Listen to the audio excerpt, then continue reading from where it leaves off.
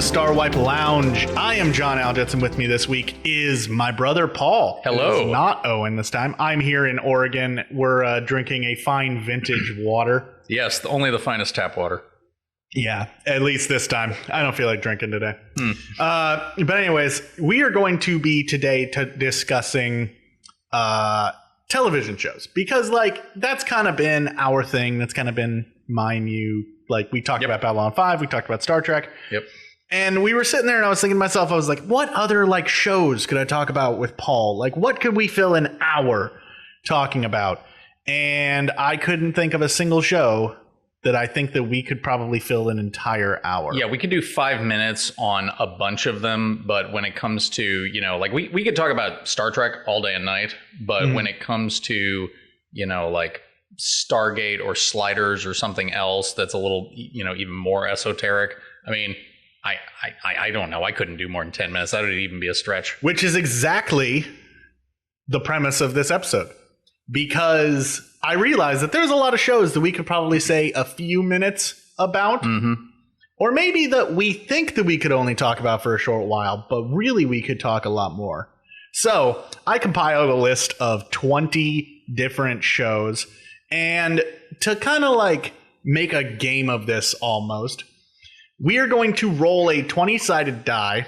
I've got an app instead of an actual dice. And we are going to talk about whichever series it corresponds to on this list. And just for a little more context, I did zero research on this list. I only saw this list today. I roughly know what's on the list, but I am just going right out of my ass on this whole thing. Yeah, I'm a little bit more prepared. There's one series on here that I know basically nothing about. You seem to remember us watching. Which one was that? Space Above and Beyond. Oh, you don't remember Space Above and Beyond? No. I can definitely fill 30 seconds with Space Above and Beyond. Well, I'd hope you fill at least, I should probably have at IMDb least up. 30 seconds. Just to catch up. So, any last words, Paul, before I roll this 20-sided die and we get our first? No, I say let's do it. Let's make it happen. Okay, so here we go. Rolling the D20 in 3, 2, 1. Number 7, which 7 is Hercules, the legendary journey. Yeah, that's what it was. I was gonna say the journey continues, but no, it's the legendary journeys. Okay, please go ahead. So Hercules, the legendary journeys, the sort of brother show or cousin show to another series we have on the list, Xena, Warrior Princess. That was a show that was it was a Sam Raimi production. Or did he just work on Xena? Oh, no. He did both. They were both. I mean, come on. Here's the thing. If you watch both of them, they are very, very Sam Raimi shows. I feel like we're going to talk about both Hercules and Xena. Yes. I kind of figured we would if we got either one. Yeah. Next roll, don't make it Xena if you can help it. Yeah, no. But Hercules was a show that it was exactly what the title implies. It was a story. It was a series focusing on Hercules, played by Kevin Sorbo, who actually has another role on this list as well. Maybe we'll pop up on that one.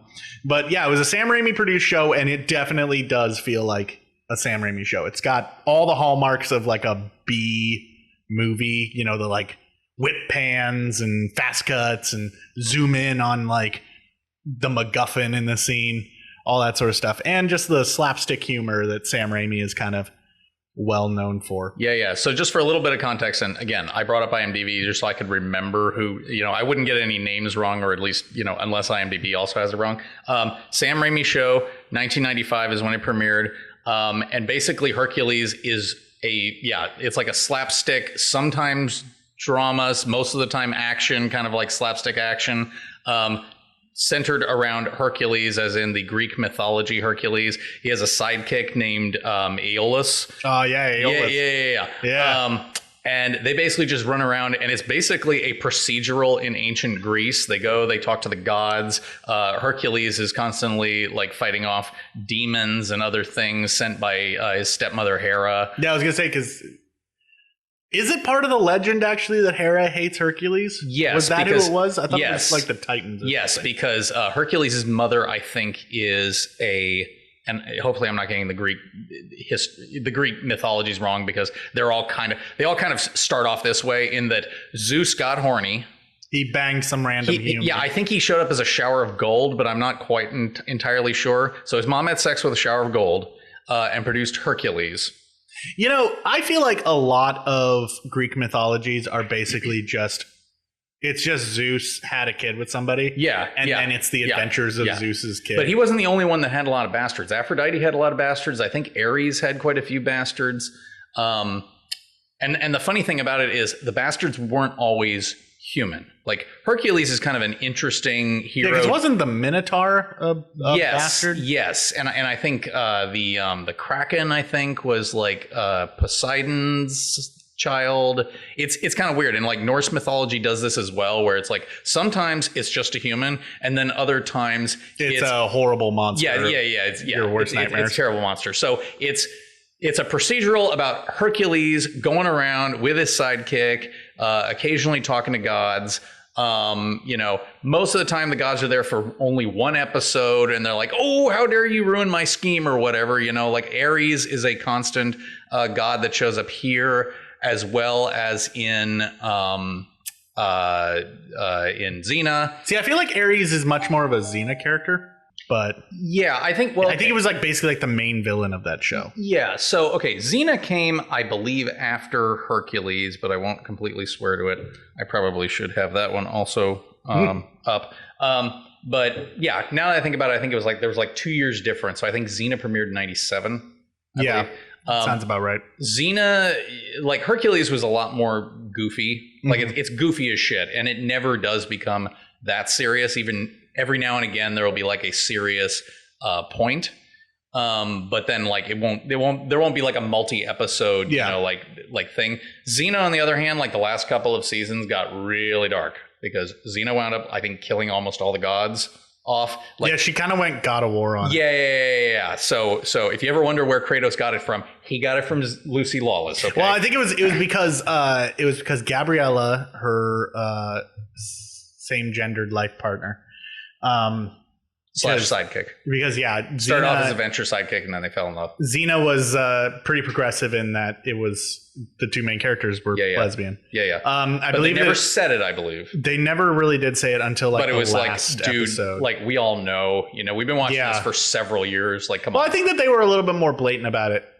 than some other shows with their like they are, and like we could have a whole episode about like politics and cultural statements and that sort of thing within sci-fi fantasy, because it's usually more blatant there, because for whatever reason, like the censors, I guess, just didn't care about it, or they didn't watch these shows for the metaphors. They watched it more for, do I see boob? Yes or no? All right, it's fine. Do they say, all the naughty words? Yes or no? Okay, it clears. They're not really looking at it for some artistic perspective, because there's no place on the criterion to check that one off. But Xena, definitely, because I think that Gabriella died, and so Xena kind of went on a little bit of a spree. She lost her shit. Yeah. And I just remember the last episode taking place in like China for some reason, because I think that she like killed all the Greek gods, so she's just like, I'm leaving Greece and went to China. Was that it, or was she like didn't she spare Aphrodite?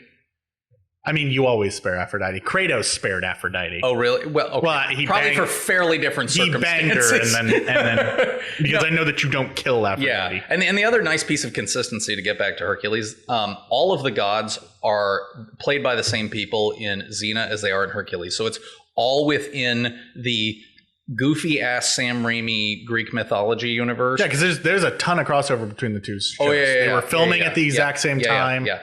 Lucy Lawless would occasionally pop up in Hercules, and Kevin Sorbo would occasionally pop up. Yeah, I think she was like a villain in the beginning in a couple of Hercules episodes, and then it was like, we love this woman, give her her own show. Yeah. And then she became the hero of that show. But in Hercules, she was the antagonist. She might have been. That was a little bit. You got to remember, I was like 5 years old when Hercules aired, so it's a little hard for me to remember like real early seasons. Yeah. And I was always much more of a Xena fan, and I feel like Xena had left a bigger cultural mark than Hercules did. It did. And I mean, like 1997, I would have been 11. You would have been, what, 7? In 97, yeah, I'd be 7. Yeah. So, like, that's about the time where you're going to remember just about everything about a TV show when you watch it. Like, if you asked me about the first couple seasons of The Next Generation, I could not tell you anything about them. I'd have to rewatch them and go, oh yeah, Moriarty was on the holodeck for like no reason. I don't remember this episode at all. And I know that Hercules is just, started 2 years earlier, but I just remember it more. You're absolutely right. I also feel like culturally Xena was a bigger deal because you talk to most people, you say Xena, they know what you're talking about. But if you mention the Hercules series, if they remember it, they're like, oh, was that series that like went hand in hand with Xena? Yeah. They remember it in context of Xena. Yeah. Why is that, you think? I don't know. I think it has a lot to do with it has a lot to do with the leads. I feel like having this badass warrior chick, and especially played by Lucy Lawless, it was kind of who can pull off the badass warrior chick every single time. She's still pulling it off. Did you watch her on Ash vs. Evil Dead? Yes.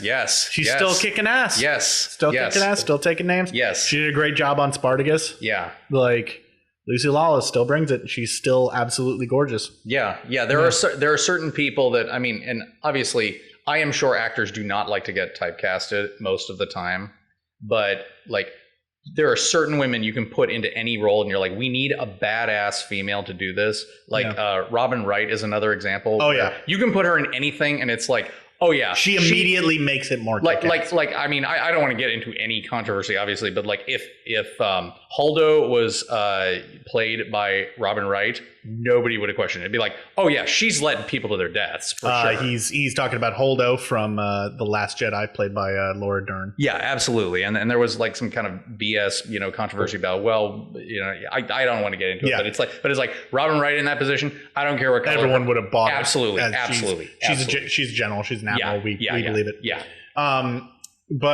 So that was kind of our talk about Xena, Hercules. Anything else that you want to add about either of those shows? What is Sam Raimi's brother's name?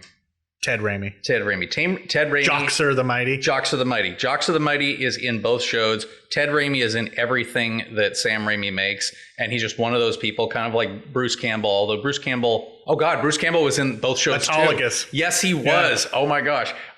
He is. Joxer and Autologous were much more Xena characters, but they did appear in both. Yeah. I have one more thing I will say about this. We had a video game. A fighting game. I still have it, Xena Talisman of Fate. No shit. Yeah, for the Nintendo 64. Oh my gosh, that's awesome. And that game is really not good. It's terrible, but it has all of the characters from both of those shows in it. Yeah. And except for Hercules. Hercules is not in it. I wonder why not. He's he's kind of in it. He's my microphone just decided to dip on me. He's technically in it, but he's a alternate skin for Ares. Because they fight the same way. Yeah. And so they want diversity of combat style or something like that. And Aeolus or Aeoli or whatever the fuck his name is, he isn't in it. Yeah, no, he's not. But no, he's not. Yeah. I don't think he really because it's a Xena game. Yeah, and I don't really think he had a distinctive fighting style either. Carl Urban's in Xena. He is. He plays Cupid. He was Cupid. Yeah. Because those shows were New Zealand productions. Mm-hmm. Yep. In fact, Lucy Lawless is as New Zealand as the breeze. Like you get her and Taika Waititi in a room together, and it'll just be like the most Kiwi thing you've ever seen in your life. And now that I think about that, Carl Urban would have been doing that show. He was a couple seasons in before he showed up. Yeah. If the show premiered in 1997, a couple years in would have been like 1999 or so. I believe he was doing it at the same time as Lord of the Rings. Yeah. So. Which, I mean, that's probably why Carl Urban was blonde as Cupid. That makes sense. Because, I mean, Éomer was Yeah, but they could have put a wig on him. It's true, and Didn't they put a wig on most of those guys? Most of them have Yeah, wigs. see, there you go. Okay, so we're going to roll again. Here we go. Rolling 12. Xena, no. That was 6. So, or Xena was 6, Hercules was 7. Buffy the Vampire Slayer. Oh man, we're going for all the cult hits. Here's one that I could do an hour episode on, but not with you. I could not. This is one that I feel like Buffy and its cousin series Angel, which is also on the list. So again, we're hitting all the doubles. Those are two shows that me and Owen could definitely do an hour on. For sure. But so Buffy the Vampire Slayer, at least with our history with it, Mom watched it. Yes, this was one of those shows, and for whatever reason, when I think of after school TV shows that Mom would watch because they were on, Buffy the Vampire Slayer. Buffy the Vampire Slayer, Charmed, NCIS. But Buffy the Vampire Slayer for Mom went a little beyond that. Yes, because she loved the show. She loved that show. Because our mother would constantly be watching, because after she got off work, there was always, as he said, like a string of shows where it would be like 1 or 2 episodes that would be on right as she gets home, and she would just have those on. But with Buffy the Vampire Slayer, when they stopped, or when we caught up to the main broadcast, because we would watch it in syndication, we switched from watching it on, I think it was on TNT or something, to watching it during its actual broadcast run for like the final 2 seasons. Right. And it was like I want to say it was like Monday at like 8 or 9 at night. Premiered in 1997, same time as Xena. Yeah. That's kind of interesting because that whole year would have just been filled with badass sci-fi fantasy ladies. Yeah. Yeah, which is kind of interesting. I wonder if the one kind of, improved, like magnified the popularity of the other one, because like people would meet, because this is before the internet was really a big deal, and people would be like, I really like Xena, and then someone would be like, oh man, you got to watch Buffy, and it would vice versa. Right. And it wouldn't surprise me. Yeah, and I think that it speaks to sort of one of the things about sci-fi and fantasy that a lot of people don't talk about is that it often has like female leads. Female leads tend to come from that, because you think about when you think of within cinema, the first major female lead, who springs to mind? Probably, I mean, I'm sure there were earlier ones, but the first one I think of is Ellen Ripley. Yeah. Yeah. And that's, for most people, when you think like, name me a badass lead female. Yeah. Odds are they're probably going to say Ellen Ripley, and that's sci-fi. Or if nothing else, they're going to say someone from sci-fi fantasy. Yeah. Or sure. Either that or horror. Yeah. And a lot of times sci-fi fantasy go hand in hand with horror. Yeah, but okay. A lot of times you'll have the protagonist be a woman in horror, but there's not an obvious like, she's going to kick some ass in this scene. Sometimes, I mean, the protagonist might still be a woman in a horror movie, but they're running around, they're scared. It's this joy of watching fear in people. Which, I mean, that's something that one of my favorite books within sort of film academia is a book entitled Men, Women, and Chainsaws. And it's a study on gender within horror. I'm trying to remember who wrote it. She's the professor. But she specifically, the professor, Carol Clover, she specifically analyzes horror between the 2 Texas Chainsaws, between the first Texas Chainsaw Massacre and the second Texas Chainsaw Massacre. So that's a realm of like 70, I want to say like 72, 74 or something like that to like 86, I think. Okay, so it's a big swath of time. Yeah, and she's the person who actually coined the final girl trope within horror, within slashers. The idea that despite all of these victims being brutalized and stuff, in the end of a horror movie, it always comes down to the pure-hearted, smart, intelligent, virginal woman. Yeah. So, but that's a fantastic book that I highly recommend checking out. You can get it on Amazon. So so my question is, since it came out in 1986, you said that's the area that she's looking at. The book itself was published in 92. I forget when. This is actually interesting then, because I wonder how much like if you've ever seen the version of Much Ado About Nothing that takes place in Joss Whedon's house, Buffy the Vampire Slayer was created by It's Joss. a Whedon. Yeah, it's a Whedon show. They filmed Much Ado About Nothing at his house. A couple times you see his office and his library, and he's got books everywhere. So I wonder how much a book like that, which I imagine was written for, it was written for a popular audience. Like he would have read that. Well, that book was written it was basically a collection of Clover's like academic. Like her papers. A lot of times academics will do this. So my question is like, how much of that era's, kind of, what'd you say, last woman trope? Final girl. Yeah, final girl trope. How much of that is wrapped into Buffy the Vampire Slayer? I mean, probably good portions of it, but it's also worth remembering that Buffy the Vampire Slayer, what a lot of people don't realize is that that show is actually based upon a film that Joss Whedon wrote in, I believe, 92. I do not know this. You've seen it. Oh, wait, the movie Buffy the Vampire Slayer? Buffy the Vampire Slayer with he wrote it? I just Christy thought he Swanson. picked up the rights and was like, they were making a TV show. He created it. Christy Swanson, Luke Perry, Chris Christopherson, Rutger Hauer. Wow. Yeah. You can get that movie on Amazon for like $6 on Blu-ray, and I recommend it because it's like a weird trip. I just barely remember that. That movie is actually canon to the TV show. No shit. A lot of people don't realize because, I mean, in a lot of ways, because in the first episode, Buffy's moving into a new school, and she says that it's like, yeah, I'm moving here because I kind of burnt my last school down. Which is what happened at the end of that movie. And actually there was a comic that came out like after Buffy's run that was like Buffy First Slayer or something like that or whatever, where she like it was telling her like origin story. Yeah. And it was basically just a comic version of the film that was like changed and tweaked a little bit to fit. This was one thing I liked about Buffy, and now that I'm like reflecting on it, I like about a lot of Joss Whedon stuff. He doesn't really like writing origin stories. He'll usually bring you in like part of the way. Here's the person, here you go. Now, I mean, in Firefly, for example, there is an origin story episode where they keep like having like the flashback. Yeah. And that's fine, but it's not a lot of an origin story. I'm so sick and tired of shows or like remakes or what have you where they're like, and this is the origin of the characters. Like, God, how many times have I watched Uncle Ben die in a Spider-Man movie? I was actually just talking with a friend about that last night because she doesn't totally follow Marvel all that closely. She's much more of a DC fan.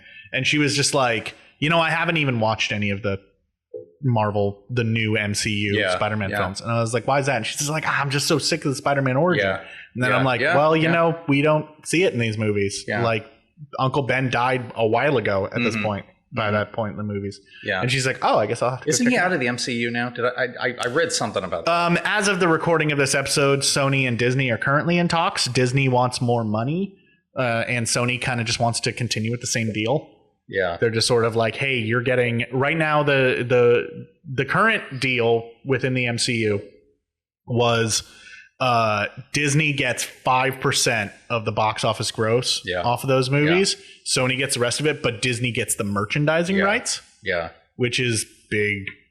Big. For sure. And obviously then Spider-Man gets to appear in other movies. And if Spider-Man appears in a non-Spider-Man movie, Sony doesn't get a cut of that.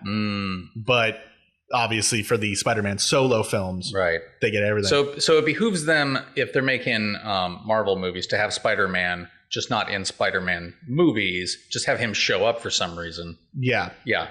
But I mean, obviously it also behooves them to have solo films. But the thing is that Sony can just be like, no, you don't get the right to have him in anything. Yeah. I see why this is. And right now, a lot of people on the internet are pissed at Sony. They've been like, you're taking away Spider-Man, but it's actually like, no, like Sony wants him to be in these movies. Yeah. Like it's Disney that's like, we want more money. Why are you getting pissed at David when Goliath is the one that started the fight? I think but Sony is the one who's like, hey, we're still open to negotiation. Like we'll work with you. Yeah. Like, so it's up in the air as of the recording of this. We can't say 100% for sure that things are bad. Speaking one way or the of bringing other. it back to Buffy, speaking of properties, it would have been a really good idea to try to, I don't know if they, and again, I don't really like reboots and that sort of thing. It's like, all right, if the first one was good, why are you remaking it? In that like era of movies where where vampires were all the thing, what was that, 10 years ago now, more than that? Well, a little bit less than that. It's about the Twilight era. Yeah. The Twilight era. Late 2000s, You early could have 2010s. captured so much of the audience that was like, dude, I don't give a shit about these damn vampires and their stupid love story by making Buffy a series of movies. There is talk right now about doing a reboot series. Yeah. But see, the thing is that like, and maybe nobody knew it. It just kind of all happened at once. And it was like, wow, how'd that happen? The same reason why, 10 years ago, everything was zombies. And it was like, Jesus, why, if I see another damn zombie movie, what's up? Maybe it's just, maybe nobody would have been able to plan it.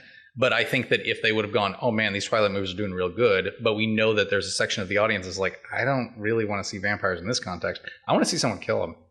But like the thing about Buffy the Vampire Slayer is that like vampires are the villains in that, but they're also the romantic leads, right? So because you got to remember that, like, so you I could would appeal actually to both. You could actually appeal to both, and I feel like that's what Buffy did. Right. I would feel like Buffy sort of almost kicked off the '90s wave of romanticizing vampires because we also had, I guess Interview with a Vampire might have done that. Which wasn't first. that long before it.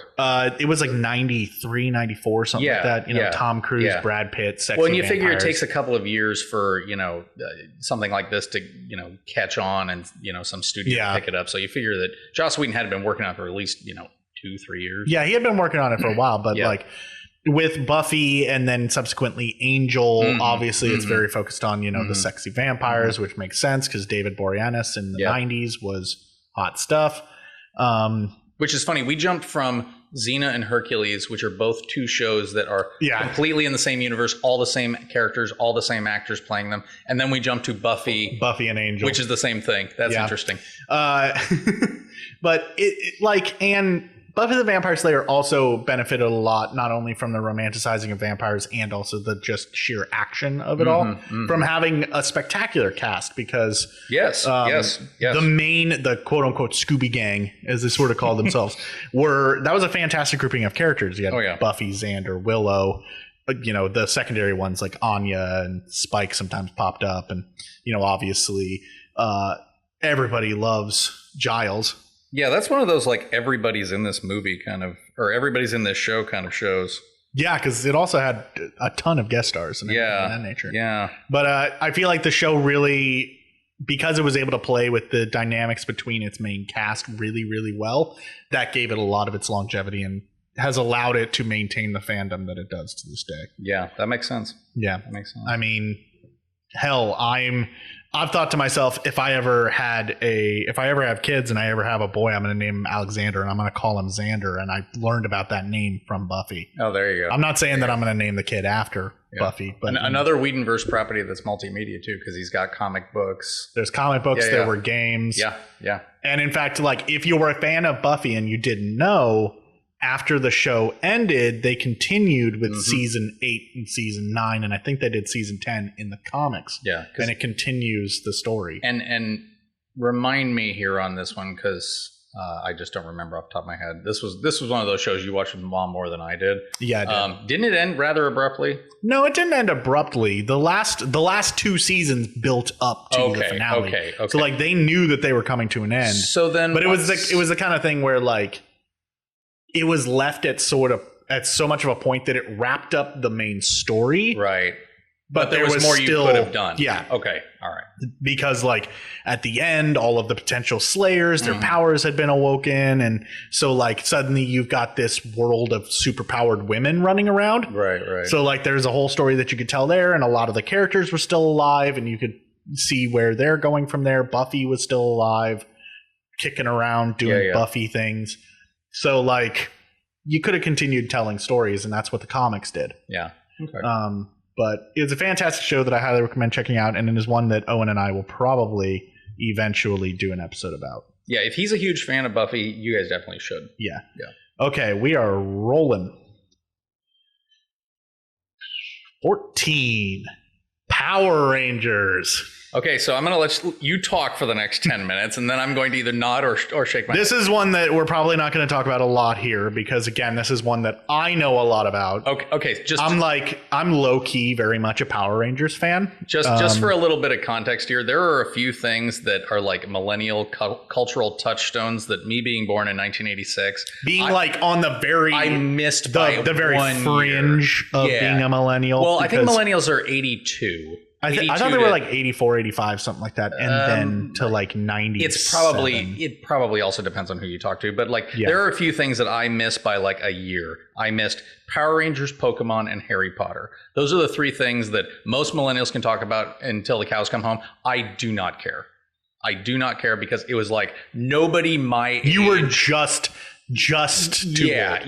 Like Power Rangers, for example. I think I was 7 or 8 when it came out, and you were all about that shit. Oh yeah, that was like Sesame Street, but with martial arts because it was like wild, wacky colors, and you're like 3, and you're like running around the house, and you already it's morphin' time. Yeah, and you already liked like martial arts movies like Three Ninjas, and I was also into like Jackie Chan. Yes. What was that Chuck Norris movie with the guy from Sequest in it? Sidekicks. Okay. There's another one where it's like, for whatever reason, there was just a spur of kind of low budget martial arts stuff going on. And then they're like 90s, yeah. Hey, let's repurpose from this, this. Let's take Super Sentai, this tokusatsu show from Japan.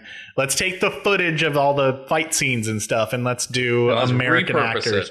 So Power Rangers was a touchstone of my childhood. Mighty Morphin specifically, so I got in on the ground floor of Power Rangers.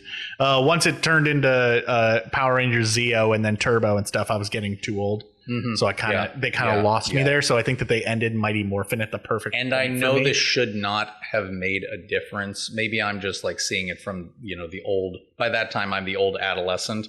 The later shows felt like they were just about getting kids to buy toys, whereas Mighty Morphin Power Rangers, it was like, look.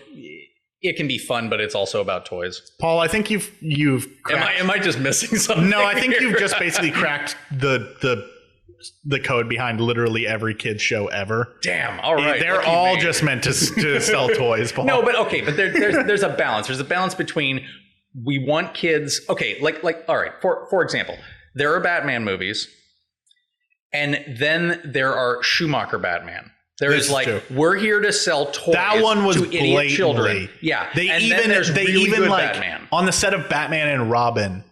I remember I was watching like an interview with Chris O'Donnell, and he was like, everything looked like a toy, and you could tell that everything was meant to be a toy. Yes, exactly. So I think that maybe is the difference, at least from me, who had no dog in the fight about enjoying Power Rangers. I didn't have any reason to like feel nostalgia for it whatsoever, but like I at least understood why you enjoyed Mighty Morphin Power Rangers. And then when Power Rangers Turbo is going on, it's like, dude, they're selling you toys. They've got I know they've always been selling you toys, but this is in the front seat now. Well, but I stopped paying attention to Power Rangers around as I said, the time of Zeo into Turbo, and I paid attention a little bit during that time, but then once they went in space, I was like, I'm done. Is the show still around? It is. They are currently in the middle of the season Power Rangers Beast Morphers as of this recording. The Blue Rangers, a local actor from Reno. Oh, well, look at that. So there's a little bit of connection there.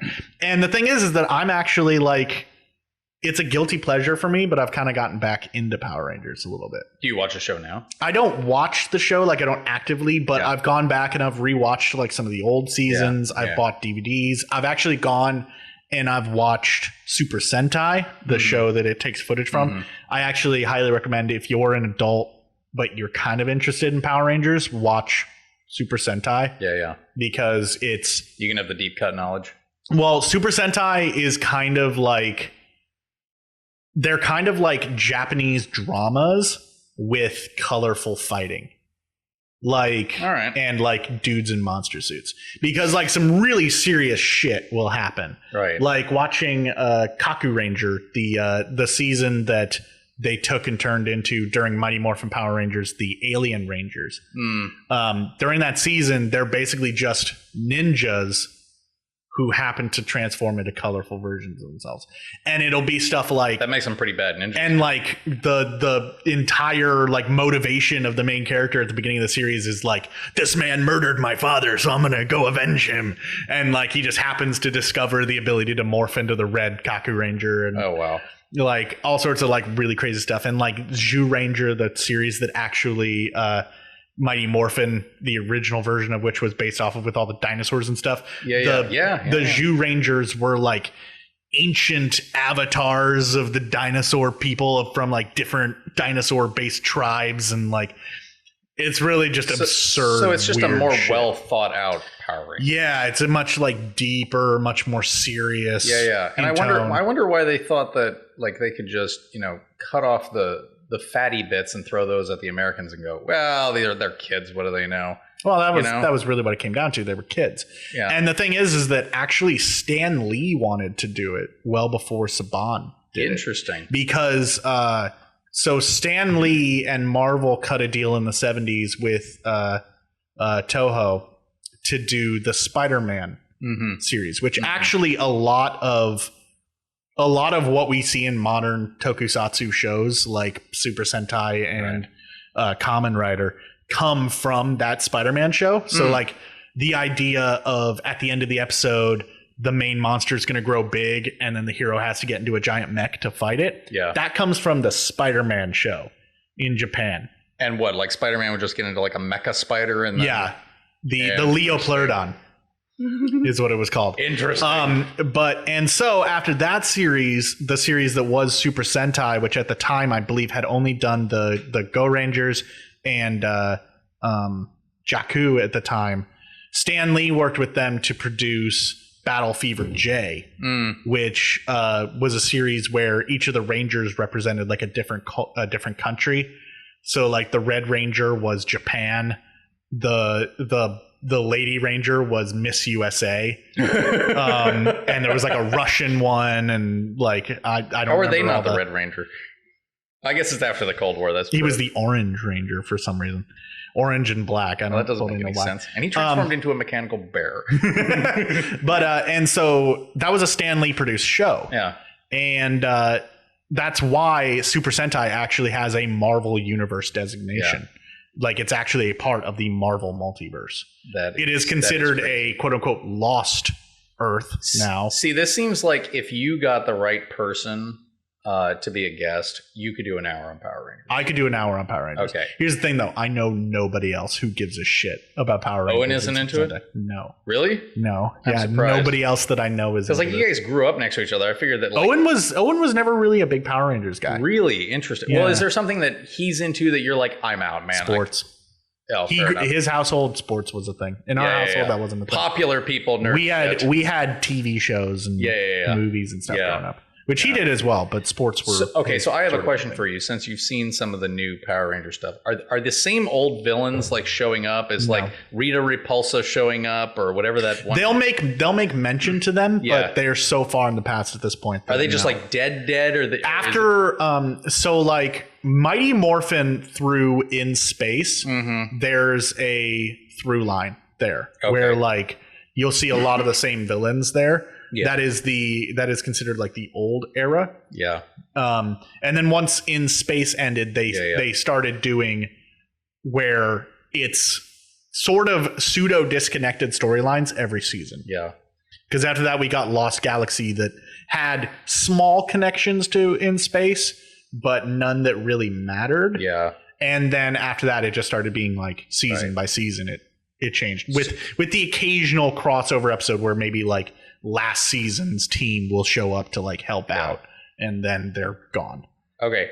Did you watch the movie? I did not watch the one that came out a couple of years ago? Yes, I did. And I actually rather enjoyed it. Okay. Although that being said, clearly much different from Mighty Morphin Power Rangers. I would imagine it was definitely a modernized take on it. Yeah. And my biggest complaint with it is that it's like a 2-hour long movie and they aren't in the suits until like the last 20 minutes. Oh. Because basically the plot of the film is them like trying to work as a team because apparently they need to be like perfectly in sync to be able to morph. Dude, I forgot that there was a Mighty Morphin Power Rangers movie before that. Oh, back in like 98 or something like that. Yeah. That movie's bad. The bad guy in Raiders of the Lost Ark is the bad guy in that movie. Ivan Ooze. That is fucking Belloc. Is that not crazy? I believe it. And he hams it up. He hams it up so hard. Well, yeah, he's definitely buying a pool, but like that poor bastard. But I am a big enough Power Rangers fan that my truck is named Trini after the Yellow Ranger because that was Owen's idea because I drive a Ford Ranger and it's not yellow. I know, but I feel weird naming, like I could name the truck Tommy because it's white, but I feel weird about getting inside Tommy. Okay, like, fair enough. And I would have named it after Kimberly, but I've had 3 previous cars that were named some variation of Kim. Oh, there you go. So I was like, it's time to change it up. And Owen was like, it needs to be named after a Power Ranger because it's a Ford Ranger. So the newer Power Rangers, they switched up the colors, right? Like they don't. Like, each team like a Black Ranger isn't a black guy. Like they stopped that mid. Okay. Because because they heard the controversy about that, dude. Which Saban to this day argues that was completely. He didn't even think about that when it happened. He's just like, oh shit! I just realized I made the black guy the Black but there might be like some, but prejudice or sensitivity in Japan that we wouldn't think of, I guess. But because in Japan the cast doesn't affect the American cast other than that's true. Who's male and who's female. That's true. And even then, who's male and female doesn't always matter. Sure. Because in Zhu Ranger, the series that Mighty Morphin is based off of, the Yellow Ranger's a dude. Oh, interesting. And if you pay attention during all the suit sequences, the Yellow Ranger doesn't have a skirt. Because it's a guy. Whereas the Pink Ranger does have a skirt. Also, the Yellow Ranger very obviously has a dick.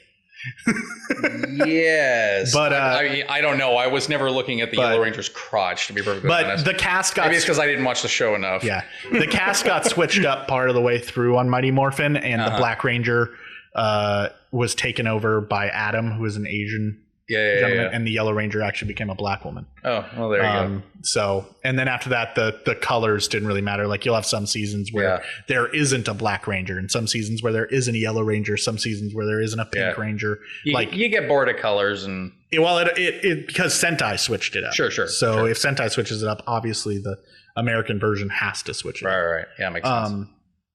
But anyways, I've talked a lot about Power Rangers, and I could sit here and nerd out, but for the sake of your sanity, we're going to roll again. You know what I like about this, though? It's that when I know more about it, you're basically interviewing me, and when I know more, or when you know more, I'm interviewing you. So basically. I actually like this dynamic. Okay, so let's roll. Oh, buddy. We're talking about Earth 2. Earth 2. This is a show that I don't think either of us can really say a lot about. Okay, so I rewatched this during college. Okay, so I feel like it's probably a little bit fresher in my mind. Yeah, it is definitely fresher in your mind. I have to look this up. This was one of those shows. I think they only had 1 season.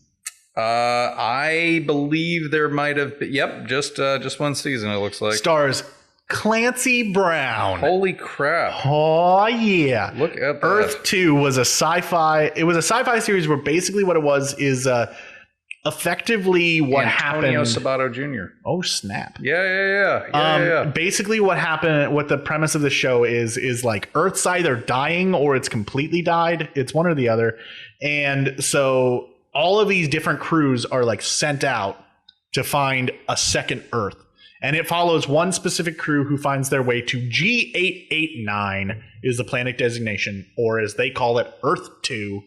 And it's kind of just following their like survival on this planet while trying to establish a colony and trying to figure out if it's, the right place for humanity. Yeah, only had 22 episodes. Only had 22 episodes. Yeah, only 22 episodes. It was, okay, at the very least I can... Let me see. What do I know about this? I know that there was a species of aliens that were there and had lived there, and I know that they had a relationship. The Grendlers. Okay. Yeah. And I know they had some like psychic telepathic relationship with the boy, Yuli. Yeah. And I remember this character's name. And the only reason why I do is because he was young enough that I felt a like connection to him when I was like young. Related. Yeah, I was like, oh, wouldn't that be interesting? Yes, because this show aired in 1994. Yeah, and it had very much like that relationship had very much like an E.T. kind of vibe to it, where it was like, oh, there's this kid, and I think the kid is sick. And he gets healed he has them like over time. He has like an exosuit that he has to walk around in because he like apparently like has nerve damage. He has like effectively MS or something. Yeah. And over time it just kind of goes away because there's a relationship to these folks. Well, it's also because it is revealed in I'm reading a summary right now. It is revealed in a later episode that Grendler's saliva is a cure for virtually any disease. Yes. I remember that being so he's been like out. Making out with the aliens? Like what's happening that he's being cured? Yeah, I don't know. Yeah. I also remember it being even me as a kid realized this is filmed in the California wilderness. Yeah. Because it was filmed, as if they were in some kind of a wilderness, but for a TV show, it's like, well, it's just cheaper. Let's just go up into the Sierra Nevadas or whatever, and we'll film this thing. It always looked like it was basically on a shoestring budget, except for a few episodes here or there where they'd be on be at like an Earth colony or whatever. That's the only really time that they would need a set. Yeah.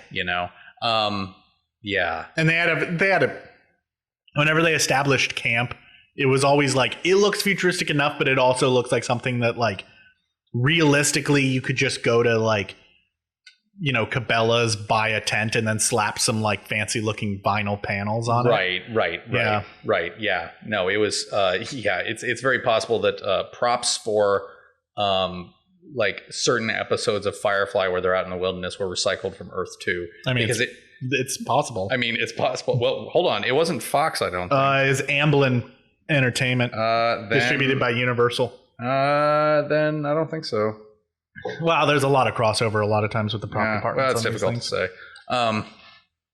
I don't know what more else I can say about Earth 2. I enjoyed the show when I was there. Actually, now looking through the IMDb page, I'm like, I could rewatch this. Yeah, it's definitely a show that I'm kind of interested to go back and rewatch. I kind of added it to the list just because I wanted to be like, hey, remember Earth 2? Yeah. That's really the only thing. Some of this is member berries, and then other like we could talk about this for a long time. Yeah, basically. I wonder where you would rewatch Earth 2, though. It was on Netflix. Sure. It might still be, but interesting. And there is a 4-disc DVD set that you can get. 4 discs? 4 discs. For one season? It's like a lot of behind the scenes and shit. And it's also DVD. You got to remember it's DVD and not Blu-ray, so like it can't hold as many episodes. Okay, let me say one thing. Besides Lord of the Rings, which was like watching, like that is an entire basically industry of New Zealand working when you look at the behind the scenes stuff. Most behind the scenes shit I do not care about. See, I pay a lot of attention to behind the scenes just in general, just because I'm a huge nerd. Yeah. But I will agree that like Lord of the Rings behind the scenes, like that's film school on a disc, basically. Yeah. Oh, we already did 12? Ooh, this one could be good. And it is going to be good. We actually just mentioned this a moment ago. What's that? Paul, we're talking about Firefly. Oh, how about that? Okay, so Firefly. We really can't do a whole episode on Firefly? We could probably do a whole episode on Firefly. Do you want to like to roll again and hold off on Firefly? No, I will just I'll tell you what. I will give an intro to a future episode of Firefly. Okay. Hit me with I'll start off with this. I heard about Firefly like 2-3 weeks before it got canceled because people like seriously, I was working at Fry's Electronics at the time, and another cashier who was one of those kids from the middle 2000s who thought he needed to dress like the Matrix. Like one of those he kids. Wasn't in the Fry's uniform that we had to wear. He had like one of those leather trench coats or whatever, and his slicked back hair. And he was like, dude, you got to watch Firefly. And I'm like, first off, I don't know about your recommendation, sir. But second off, I've never even heard of this show. Okay. I don't know what's going on. And then when I went to look for it, it was basically canceled. Like I watched one episode and I was like, all right, I'll watch it if it's on, and so I'd turn it on. And by the time I had it going, the next episode, it was gone. So I didn't really discover it until college, where it was like, okay, I'll rewatch this show. A few people said it was really good. And then I'm like, why the hell didn't I watch this show?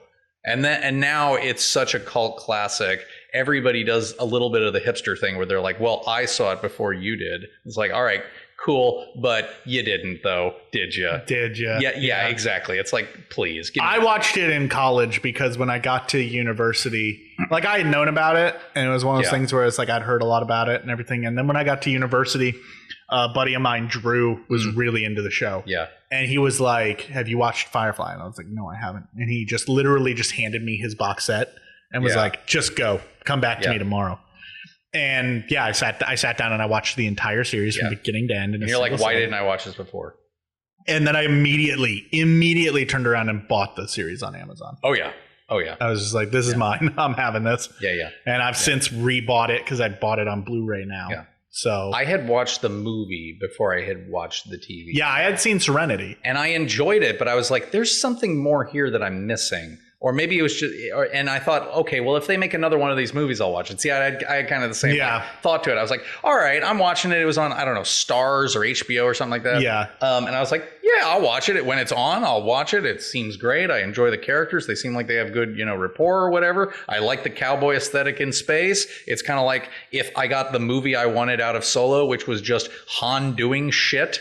I didn't need to have a background story on anything. I didn't need to learn how he got his blaster. It's just like Han doing stuff for whatever reason. They're doing a train heist. That's basically what Firefly is. And I got it and I enjoyed it.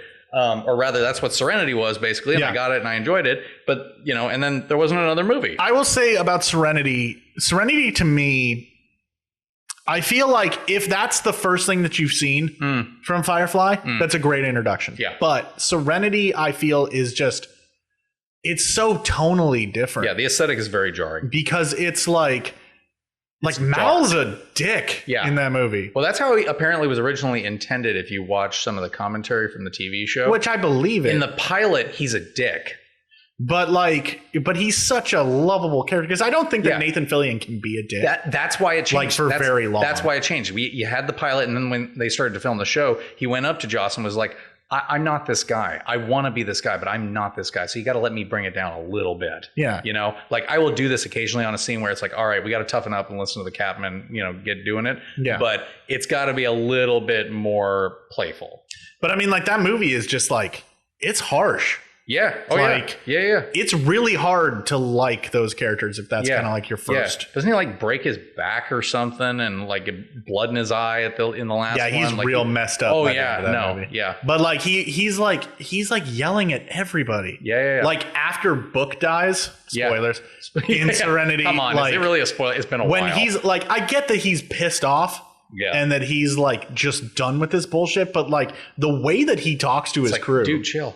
Literally, they had Shepard had just died. Yeah.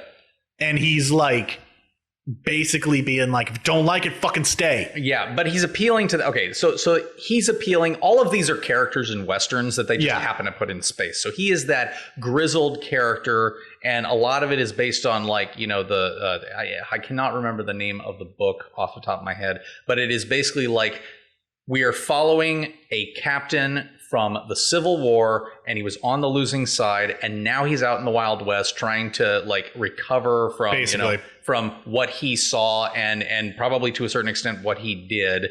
And that's a trope. And who's with him? The beauty from the saloon, a mercenary, a couple of mercenaries, a preacher, and then there's these weird city slickers that are getting them into all of the trouble. It's a Western in space. So that whole aesthetic, I think that it's hard to appeal to a mass group of people with that. But once you watch it, and to be perfectly honest, if you're in a Western state like us, we're in Oregon right now, if you you kind of have I think a sense of it a little bit more than other folks. And I'll definitely say since moving to Nevada. Oh, for sure. You get it a lot more. For sure. Because Oregon's west, and there's a lot of cowboy stuff out here and all that sort of stuff. Does not hold a candle to Nevada. No. Holy shit, Nevada is cowboy country. Yeah. No, I believe that. I believe that. I think that's funny that growing up, I never really liked that aesthetic, and I always was I'm going to get away from it. And I literally I moved to northern Nevada, and that's all there is. Yeah. There are people walking down the street in horses, on the regular. Yeah. And I'm sitting here, I'm we're in the middle of the city. Where the fuck do you stable your horses? Do they not have the rings on the sidewalk where they can rope the horse down? Well, no. not Well, like why downtown. not? But I'm just wondering, like, at the end of the day, when you go home with your horse, where the fuck are you putting your horse? In the garage. All right. Well, yes, we will definitely be doing an entire episode on Firefly at some point in the future. Let's do one more, wrap it up. I already rolled for it, and we got a nat 20, How about which that? means we are talking about Merlin. Holy crap. This one's a little bit of a cheat because it was a mini series. It wasn't actually a series. So some people would argue it's closer to a movie than anything else. But motherfucking Merlin. Okay, I've got to bring up Merlin. So it's wonderful, and it's one of those shows that you're like, wow, everybody I've ever heard of is in this show. So this show, this miniseries, in case you weren't aware of it, 1998 it was sort of a telling of the story of Merlin, featuring Mr. Sam Neill in the title role. Sam Neill, if you don't know who that is Dr. Alan Grant. No shit. Everyone is in this movie. Yeah. Or in this show. Yeah, dude. Wow. Freaking everybody. Wow. Okay, just to go down some of the list. Helena Bonham Carter as Morgana Le Fay. All that shit, she was in that, wasn't she? Rutger Hauer is a king. James Earl Jones is the Mountain King. Oh my gosh. Isabella Rossellini is the love interest for Sam Neill. Martin Short is like an elf. Lena Headey, extremely young Lena Headey is Guinevere. Yeah, real young. Yeah, this show was produced by Hallmark Entertainment. It runs a total of 182 minutes. So I guess you would classify it as a film if you were to like put all the episodes together. But it was 3 episodes, each covering different periods in Merlin's life. The first episode covered his youth, him kind of growing up as a wizard. The middle episode covered all of the Arthurian stuff. His time with Arthur and all that. And then the third episode covered his sort of, older age. And there was actually a sequel miniseries entitled Merlin's Apprentice, which I've never seen, but I don't know about that. It was a thing that existed. And the show aired on NBC in 1998. Well, it won some awards. Like, it won Emmys, didn't it? Oh, yeah. It got a... Oh, man. Oh, it wow. got a bunch 19 wins, 24 nominations. Yeah. Nominated for 4 Golden Globes. Yeah, it was a crazy good show. And it was adapted into not 1, but 3 novels. Yeah. A novel per episode. But basically, this show, we watched it when it aired. When it aired, yeah. We had to wait every Sunday for it. Yeah, we did watch it when it aired. And also, Mom had it on VHS. Yeah. I am so happy we don't have to do that really anymore. Most shows, you don't have to wait a week. Unless you're still stuck on the network model. Well, okay. In some ways I like it, in other ways I don't. Because, like, for example, like when I watch Stranger Things, you binge the whole show. Yeah. And then you're like, oh, it's over. Like, you don't have time to really process, like, well, what happens if they do this next episode? But there are some shows that need that time. Sure. Like, what is the name of the Matt Groening show on Netflix? Disenchanted or something like that? Yes. That is a show that just by its very structure, you need to take breaks in between each episode. Yeah. Because, Why would like, you say? well, it largely comes down to the fact that it's a very traditional cartoon format where, like, at the end of the episode, it goes back to a status quo. Yeah. So, like, yeah, you can binge it, but if that's your first way of watching it, it's a little weird. I see. Because it just becomes a little jarring. But there are some shows that are only good because you can do that. So, I would argue that Orange is the New Black, if that was a show that came out at a time where you had to wait a week, it would not have had the following. Oh, that's interesting. Yeah, I was going to say another Netflix show. I was going to say House of Cards. House of Cards is because another one. If you watch that show, I mean, you want to binge it because you're like, oh my God, this is so good. And then, like, and maybe this is just me because I have a background in government and policy, but like you watch it and you're like, wow, that was really good. And then about 15 minutes later, you're sitting around, you're making yourself a sandwich or whatever, and you go, that didn't make any sense whatsoever. Yeah, you need to be able to go through the entire show. Yeah. So it's some pretty rough stuff. Yeah, Merlin, watch it. It's really, really good. And as I said, it's got Sam Neill. Sam Neill's my boy. Yeah, I love that dude in most anything. And I like the feel of it. It's very fatalist. Yeah, because it's like its way of explaining the Arthurian legends, because there's a lot of magic. There's dragons. There's evil witches. There's a Lady of the Lake. All that stuff. There's a Mountain King, this voiced by Darth Vader. All of those things are there, and the way that the show wants to explain why magic doesn't exist in the world is because magic is dying off. It's like it's slowly going away. Like this was the stuff that happened at creation, and this is the last vestige of what would happen. And it explains Merlin basically as like the last gasp of breath of all magic in the world. Yeah, and the sequel series apparently touches upon that more because it's Merlin's apprentice, so it's the story of his. And like, so if he's the last gasp, what the hell does the apprentice do? Is he just like writing it down? Like, yeah. It's kind of just... Oh, give me a break. There's a reason why nobody talks about the sequel series. Yeah, right? But, yeah, and it as I said, it's fantastic. Sam Neill does a great job. He, to me, is Merlin. Like, oh, yes. Just, whenever somebody is like, oh, what's your favorite Sam Neill role? For me, it's Merlin. I'm still going to say Alan Grant. Yeah, most people would say Alan Grant. Right. I'm going to say... Whatever, I'm going to go with the guy from Event Horizon. Oh, I want to do an episode about Event Horizon, but you are not the person to do that episode. Oh my god, no, I didn't. Yeah, I need like a hardcore horror fan to sit down with me. There's another everybody's in this show. Yeah, because everyone's in, like Lawrence Fishburne, freaking everybody. But to me, Sam Neill is Merlin first and foremost. Mm-hmm. That's who he is in my mind, and then he's the guy from Hunt for the Wilder People. Second, which if you guys have not seen that, I've mentioned it a lot. I know that good. Owen gets annoyed how much I bring up Hunt for the Wilder People, but since Owen's not here, but it's a strange. I mean, okay, so I wound up watching it when I was, at the beach. There's a house that we get every February for MLK weekend, and a bunch of friends go out there. Basically, we just drink and play board games. It's a hell of a lot of fun.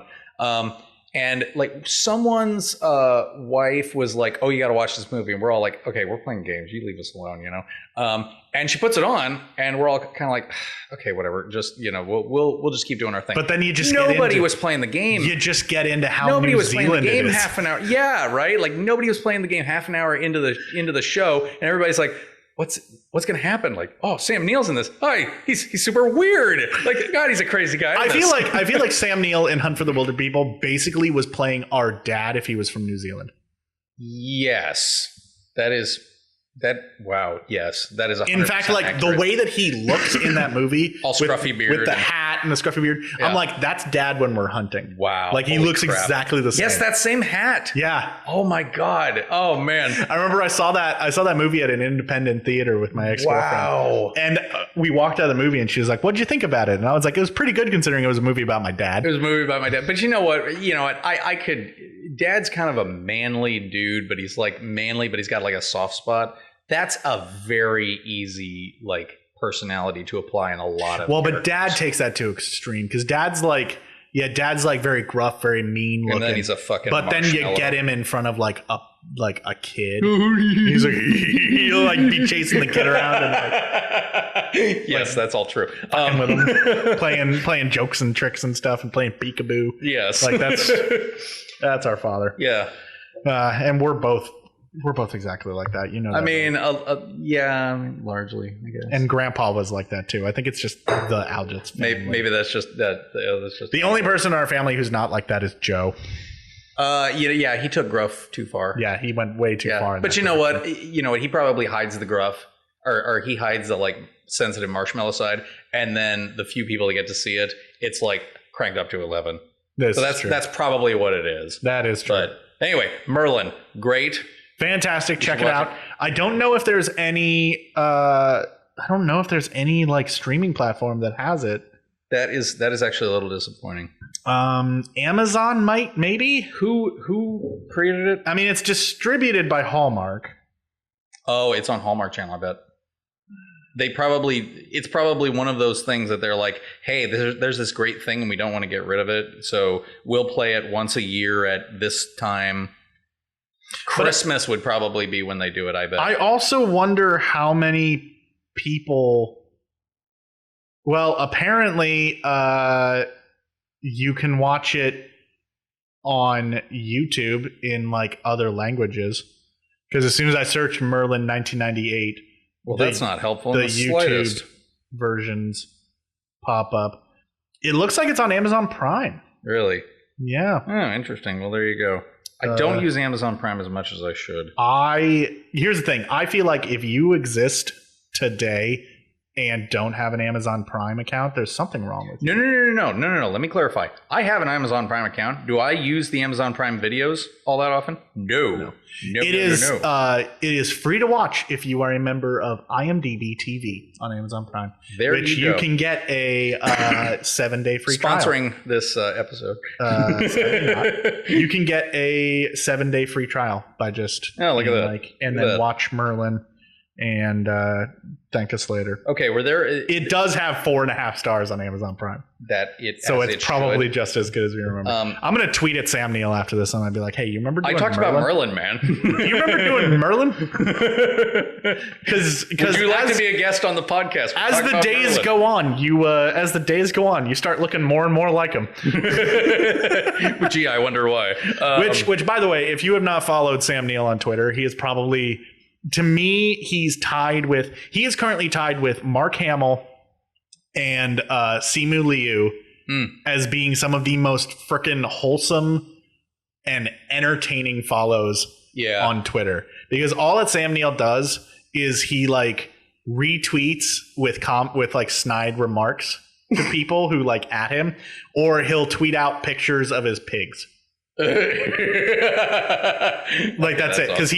he runs a winery, 2 paddocks. Really? That's fascinating. New Zealand. I mean, I haven't gotten a chance to try his wine. I'm not surprised, to be perfectly honest. Yeah. Like, he doesn't strike me as someone that is like sometimes, I mean, I perceive that there are some actors that can play good guys, but I know they are not good guys in real life. And then there are some people that it's just like pouring out of them. Like Mark Hamill as another good example. It's like, all right, he is clearly a good guy, and you can tell because on Twitter he wishes everybody happy birthday.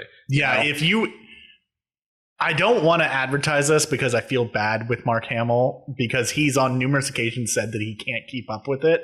But he just needs creative. You can, but if you tweet at him, odds are he's going to at least like your tweet. Because Mark Hamill is like a super active like Twitter person. Yeah. Sam Neill is fairly active. He's not as active, but it's always just pictures of his pigs. Or he also has like when he's traveling, he has these little like pig figurines that he'll tweet out pictures of. You know what's funny about just a general comment about social media? It seems like we have room for Mark Hamill and Sam Neill, who are like just wholesome and sweet and wonderful and adorable. And there's pictures of cute pigs, and then there's just monstrous, horrifying stuff. Yeah, it's like the transition from one to the other is so. It really just depends on who you surround yourself with. And as I said, maybe. A recent discover for me was the actor Simu Liu. Mm-hmm. He's the actor who was cast to play Shang-Chi in the Marvel film Shang-Chi and the Legend of the Ten Rings. He was a TV actor from Canada. Oh, okay. And like I didn't know about him before they announced it, but then I started following him on Twitter, and all of his tweets are just like, you're like, man, you're so nice. They're real, like down to earth, like slice of life stuff where he'll tweet out like, lost my shoe this morning. Or he'll tweet out like some snide remark to somebody who like tweets about him being an unknown actor. Or he actually, one of the things that I thought was the best was that like a year before he was announced as Shang-Chi, when they were talking about doing a Shang-Chi film, he tweeted at Marvel Entertainment. He was like, so about that Shang-Chi film, how about you get back to me? And then immediately following his announcement, he retweeted that tweet with the comment, thanks for getting back to me. But it's just great follows. To me, those are the 3 horsemen of wholesomeness on Twitter. Well, you got to get a 4th one. I got to get a 4th one. If Bob Ross was still alive, do you know who it was before he passed away? Who's that? It was Stanley. Oh, yeah. Because Stanley was also a great follow on Twitter. There you go. Yeah. But sadly, now his Twitter account's being used to like, rightly so, they're being used to promote like tribute events to Stan Lee or Marvel movies. How does that work when someone dies? Are you allowed to like call up and be like, cancel it because I don't need this thing to get hacked. Just close it down. Like create an in memoriam account or whatever, and like gray out their face or like something. Facebook and Twitter and most social media, they have protocol for like when someone passes away. But in the case of like something like Stan Lee's account, that was managed by somebody else. Yeah. So like Stan would be like, "Hey, I want you to tweet this." More that I understand. In that situation, it's a lot easier. So now, it's technically owned by somebody, right? But if like someone's grandma dies and they're a nobody and grandma was a nobody. It's like, look, this thing's a lot of times, and now it's like telling me to like buy stuff. You can usually there's protocol for taking care of it. I don't know what I haven't had to deal with the situation yet because I haven't either because I'm alive. Yeah. and also we don't have like our parents and grandparents. Our parents aren't tweeting. Yeah. No. They wouldn't. Speaking of old people on social media and stuff, did you hear about? So you've heard about the Skyrim playing grandma?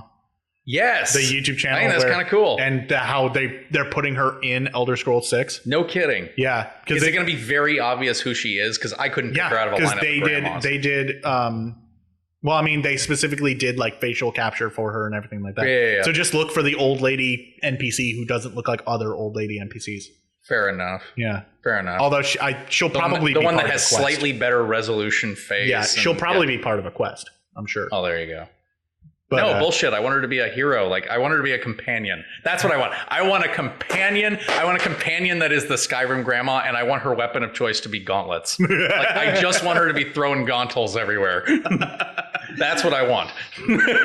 And she better have like fucking tattooed arms and like, just in like leather, like hide, like outfit. Just have to be super Nord. Yeah, for sure.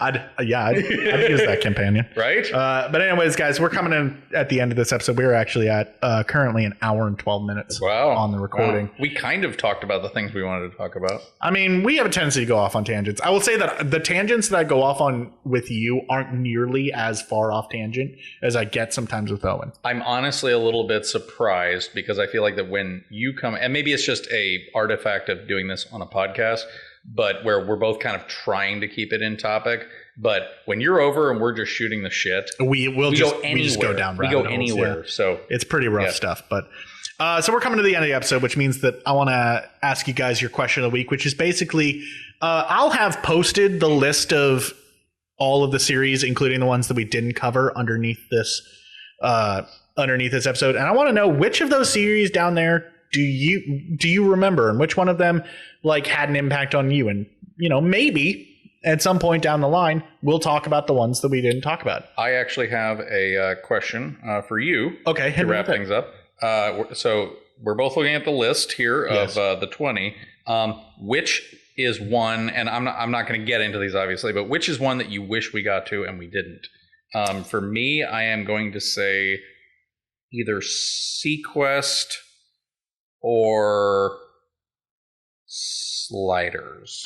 See, I was gonna say Sliders and Farscape. Oh yeah. But then again, Farscape. I will never turn down a discussion about Quantum Leap. Okay, isn't that a whole episode by itself? I don't know anybody that I could do an entire episode of Quantum Leap with. Well, okay, don't you have to pitch your Quantum Leap idea? Which we already did that. We did that on an episode. That was like episode 6 or something like that. Oh, there you go. Where I pitched. That's right. You did pitch. I pitched, that's right. A second Quantum Leap series. Yeah. Following up from the first one. Well, there you go. Which Scott Bakula's people, we need to be in touch. What the heck? Why haven't they gotten back to you? I know, right? Seriously, they said they were interested. I sent them an email. No joke. I sent his management an email. That's awesome. Probably like, look, we get like 10,000 of these a year. Because like off the top of my head, like what the fuck is Scott Bakula doing? Anyways, he's got doesn't he have like a band? Like I swear he's like a lead lead guitar in something. I've seen a video of him playing, and he's apparently pretty decent. Yeah, it wouldn't surprise me. He's probably doing something like that. Yeah. He's Scott Bakula. Yeah. He can do what he wants.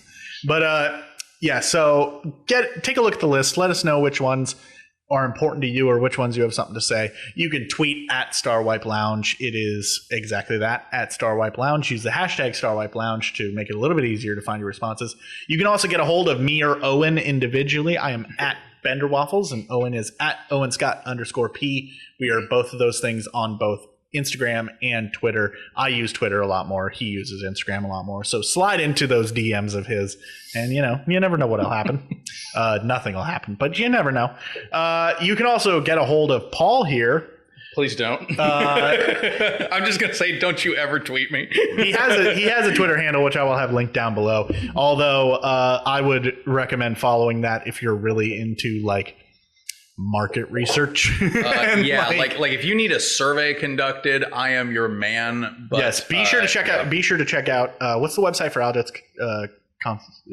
consultants? Aljetsconsulting.com. So check out aljetsconsulting.com if you need any sort of surveys done. It is way far afield from what we're talking about. It is so far afield, but I gotta plug it. And it is the most boring stuff that you can think of. And if you're a city government. That's what Paul specializes in. You can also get in touch with the League of Oregon Cities. Oh God, please don't! Oh, don't advertise that. They're great, but I'm drinking from a medal, which I also have appeared as a podcast guest. That's a nice on their podcast too. Well, go check out the League of Oregon Cities podcast. Yeah. I was a worst podcast guest because for this. I can just talk. You just should shit. I don't. Yeah, you can also swear. I can talk. That's true. I can talk and articulate, and I don't have to worry about conducting research. The podcast episode that I was on at date of airing, I'll be on more, was about a survey I conducted for them, and I had to sit there like looking through like the survey papers itself because it was me and the hostess and the lobbyists that the survey was concerned with, and so we're all kind of talking in a round robin, and then one of them asked me questions and was like yes, it was indicated here, and then I have to explain it. Wow, that sounds fucking thrilling. I know. Anyways, I'll guys, get better at it. I'll have a link to that if it's available. I'll drop it down in the description, and in addition to his social media and the Aljets Consulting and all that. So go check those out. Show Paul some love, and we will be back next week where I will be talking with someone about something.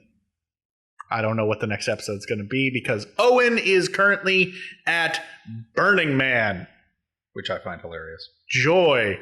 Actually, oh shit! I just realized I don't have an episode next because he'll still be gone next weekend. Well, I guess you can still roll through the things that we didn't talk about. I mean, I guess I'll grab somebody randomly in Reno and just be like, hey, come record an episode with me.